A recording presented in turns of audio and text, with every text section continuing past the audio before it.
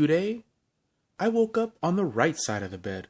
So I got back in, covered myself up, closed my eyes, and got out on the other side.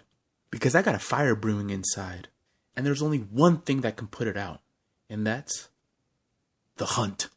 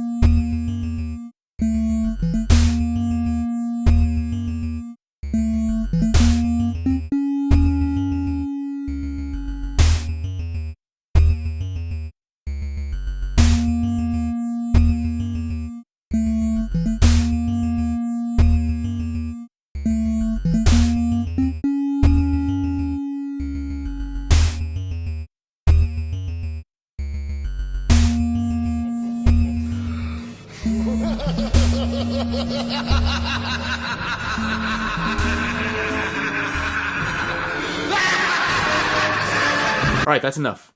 Look, I'm so good at Funko Pop hunting that I don't even have to try.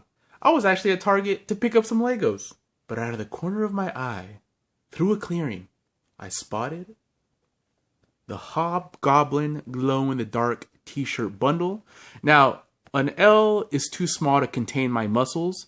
I need like an XL, double XL, if it's been washed, right? Because these fuckers shrink. But I didn't care because this has been very hard to find. Box is absolutely perfect. They only had one. So, you know, some people call that luck. I just call it being in the right place at the right time as a professional Funko Pop hunter. So, whatever. Now, this guy does glow in the dark. Sometimes the glow in the dark pops don't have the best paint jobs. And this guy's face paint, like this lighter tan color, kind of bleeds into the hood quite a bit. Reminds me of some of the earlier Funko Pops where they couldn't get that face paint to stay on the face. It usually would bleed into the beard, onto the hair. Like, if you look at some of the early, like, Scarlet Witch Pops, they have a really big problem with that.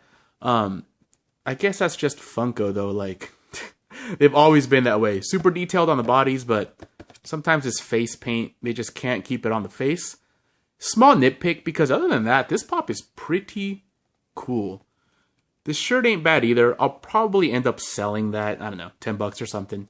Not bad, because I think this bad boy is about 20 bucks. So, yeah, pretty, not lucky. Pretty good hunting on my part to find this guy. While I was there, I also picked up these three because previously I had picked up another, well, they're not on the back here. Well, they also did a Stormtrooper. I had found one of those randomly, so I just had an extra Stormtrooper. Saw these three in good condition, picked them up just to have an extra set. Because as a professional, maybe in a couple of years, those might be worth something. Or I can give them to another Funko Pop hunter and pretend I spent a bunch of money on them. Alright, moving on.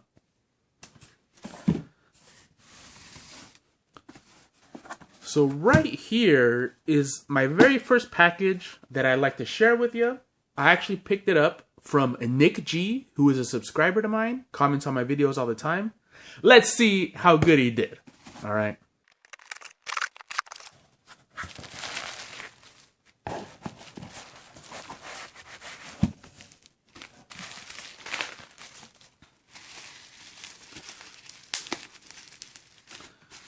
I will note, look at, he put little marks on the tape to make them easy to find.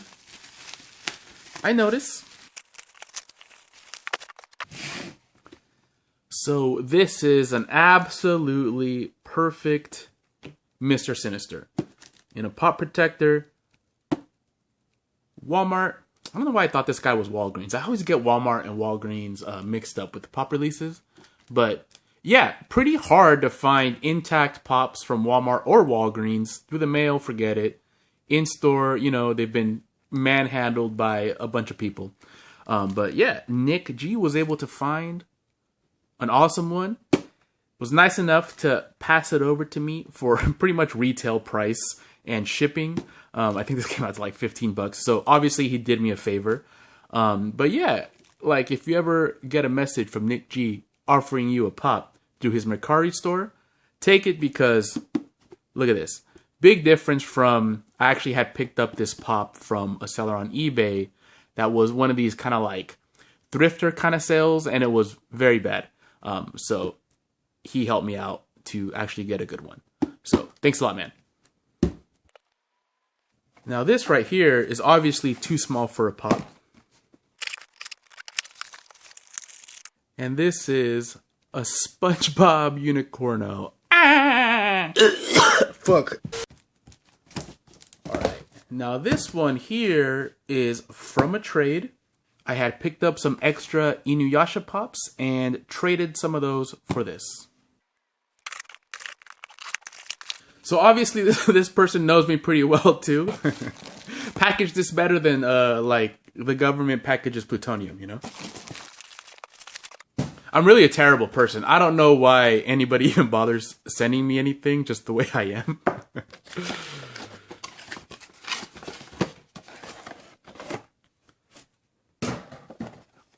But this is Stupid Sexy Flounders. She was able to pick this one up on release day. I was busy at work.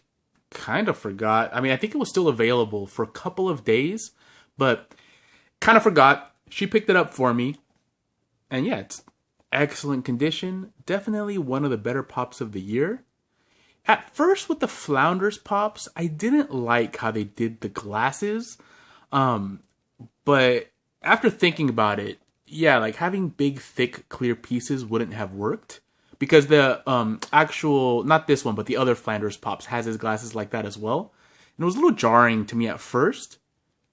But now that I think about it, I think this is the best way they could have done it. Because big, thick, clear rims would still kind of need to be painted over. So, yeah, it kind of grew on me. Other than that, you know, the design is pretty excellent. Yeah, really happy to add this one as well. He has gone up in price. I think the cheapest you can find him now on eBay is around 26, 27.